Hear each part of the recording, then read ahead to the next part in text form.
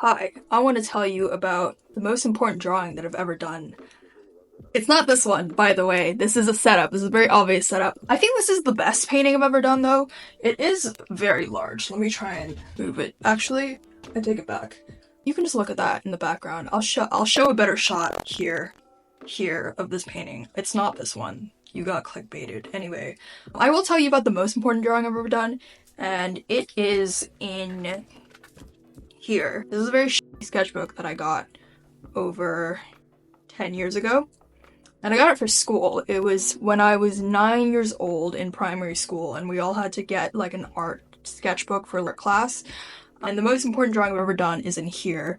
This is gonna be one of those sentimental, sad, those lame, cheesy art videos. Oh my god, it's a drawing from when I was very young.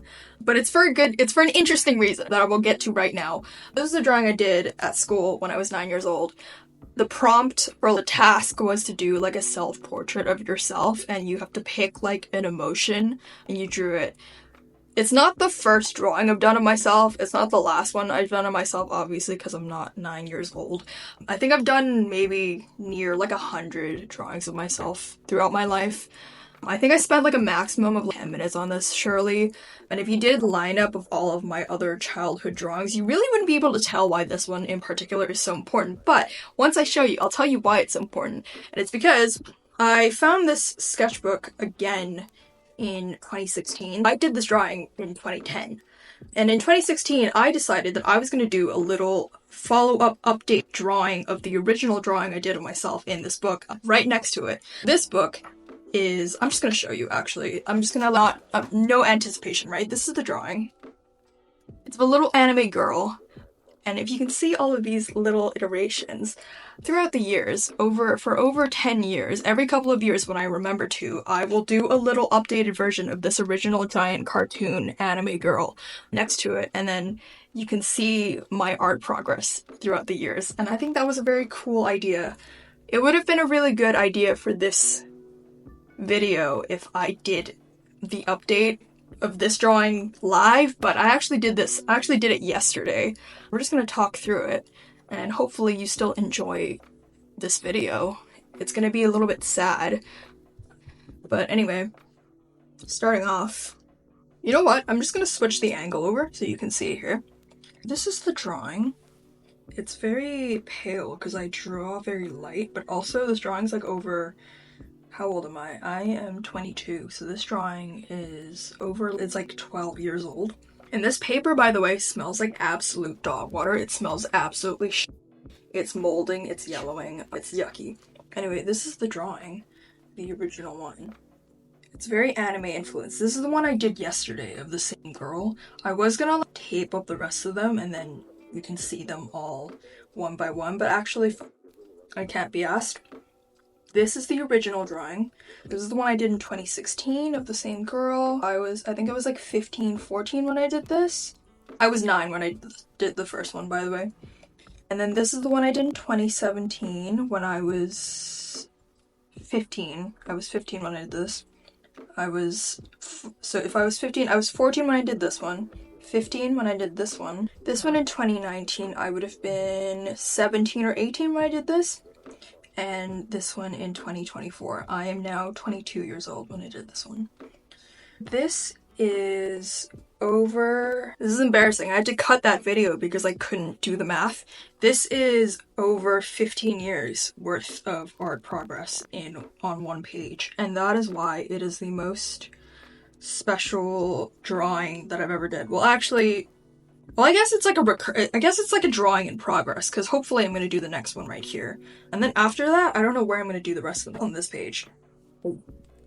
So the reason that these are so special is that if anyone draws and you've drawn for many years, you would know that not only when you look at your past art, you see all of the influences that you've gone throughout your life. Obviously, you can tell I never actually watched anime, I don't think, when I was 9, but I obviously liked a lot of like anime art, even though I like vehemently deny anime influence now.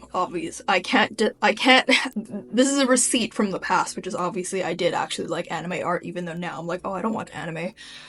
I'm a fucking liar. Anyway, One of the reasons I think this is really special is because not only can you see like how much your style changes, it's actually a weirdly intimate time capsule of your entire life. Not your entire life, that seems a little bit melodramatic, but when I look at these, I not only think about how much my style has changed and like how much I've improved in technique and as you do, it when I look at like the choices I've made, even though it's like basically the same idea, right? Because you copy the original drawing, you can see it does remind me like a lot of life events throughout the drawings, which seems a little bit silly, but it's true, right? I'm going to give you an example right now. You see these ones in 2017 and in 2019. That was when I was in high school, or that was when I was in high school, right? So I know that these were from when I was in high school because I had a very difficult couple of years ending in high school because I was applying to university, right? And as you can see, I'm very obviously Asian, I'm Chinese, and if you apply your stereotype of an East Asian person, I have very strict traditional parents, and I have very good. I did well academically because look at me. No, don't stereotype. But also, I did very well academically, and so when I was applying to university, I obviously really like art. I really wanted to do something art related. Specifically, I wanted to do animation. I really wanted to study animation. I wanted to work at Disney. I wanted to start my own Cartoon Network TV show. That was what I wanted to do. That was what I wanted to do. There was a lot of pushback from my parents. But basically, the reason I'm telling you this is because you can see in like the style of the drawings. If you compare it to like this one, the most recent one I did, compare this drawing. I'm trying to get it to focus. It's not going to focus any better than that. You can see how it's like quite detailed, and then but like compare it, like it's quite a realistic style, I'd say, and compare it to like this one. What I'm talking about is if you compare this drawing, the most recent one I did, it's quite realistic, I'd say, right? It's quite a realistic style. If you compare it to the one in 2017, you can notice how it's like a lot more stylized in terms of the expression. It's very melodramatic and it's got like much clearer shapes, I'd say. You can see that in the 2019 one as well, right? It's like the really big cartoonish expression of what a crying girl should be. Oh my god, I'm so sad. It's like a really cartoonish, like, oh, I'm so sad. This is so heartbreaking. Anyway, the point I'm trying to make is it reminds me of that time in my life because that was the time when I really wanted to do animation. And for anyone that knows anything about animation, you would know that the style that big studios do is like a big cartoonish, like an animated, oh my god, this is so sad, because in animation, the most important factors in your drawings are that they're clear, they're expressive, and they convey the emotion that you want them to convey, because you need it to be big, animated. That's how the style is, right?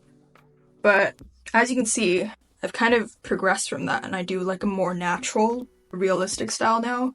It's because, spoiler alert, I didn't get to study animation in university, which is something I have mixed feelings about. I think that needs its own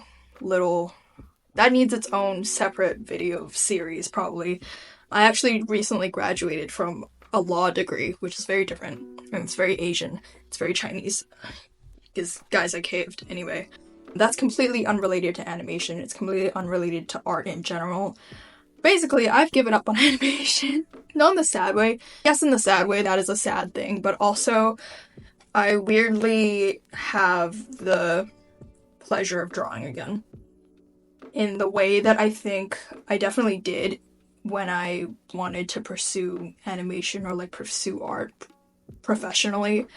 But I'm realizing now that the choices I make in my drawings are a lot truer to myself, because I don't have to consider the external factor of, oh, is this going to get me hired? Is this something that would fit well with the industry, the kind of jobs that I want to do? And now I kind of just make art that I like, which sounds really silly, but I think growing up I really tried to fit myself into a specific style or like a specific mold, which was, I think, helpful for like improving, because I really was motivated to improve my skills in order to be like employable as like an animator or like in the animation industry.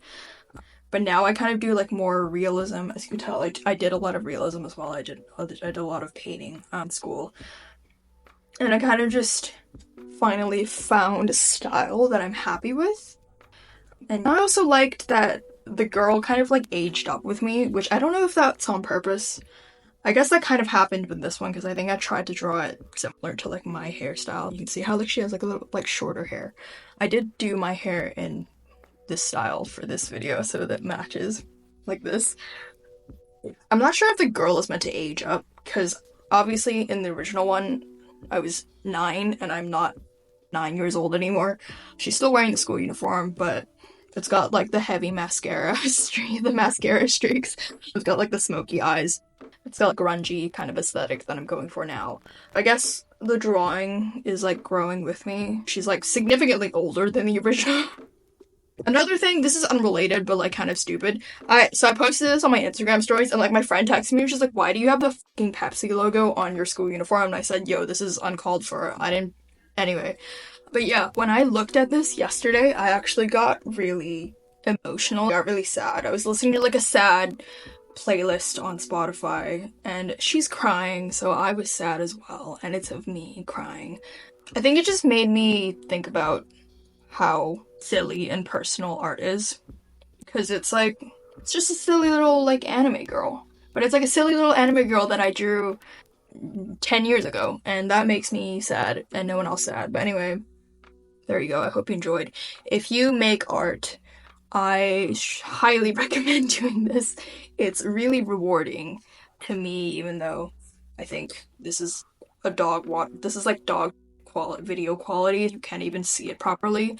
But like, I think it's really valuable to kind of just over the course of however long you pursue drawing for, to kind of go back into your archive of work and redo it. It's really fun. It takes not that long if you pick like a silly one, and then you can have it forever and you'll be like, wow, this is really special. I really recommend doing that. If you don't do art or you don't draw, you could start now. Or if you like write songs, or like you write about, if you're a writer, I recommend doing this as well. For writing, you could write something about a similar topic, and then you can compare your writing style. If you make music, compose. I don't know about music. Music's a bit more difficult, isn't it? Doing the same dance over and over, you know what I mean? Recording of you dancing or like performing a piece, but like a performance, and then recreating it years later. It's really fun. If you don't do anything creative, you can still do this activity. I would say if you have like a silly picture of yourself as a kid, I think you've seen, this is like a viral thing, right? I've seen people do this. It's like if you have like a silly, stupid picture of yourself or like your siblings or something, and you're all posed in a specific way, if you like try and recreate that picture, if you've got like spaghetti all over your front and then you'll recreate it, I think that's really fun. And it will make you really sad and introspective. And overall, it's just a good time.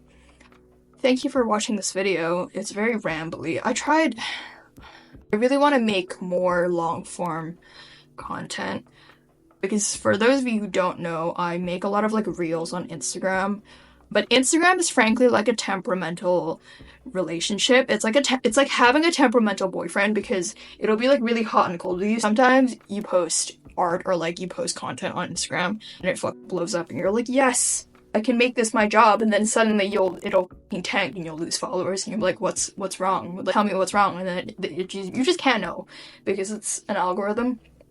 And obviously, YouTube, man, you have to grow. You have to like grow an audience all over again, which that really sucks. But I heard that it's more stable, and I really want to be able to have a closer relationship with my internet community that's beyond a 5-second reel, which is what I post. I don't know if I'm any good at long form content. I'm realizing that I speak really awkward on camera, but whatever, I'll just try and continue to do it, and hopefully something comes of it.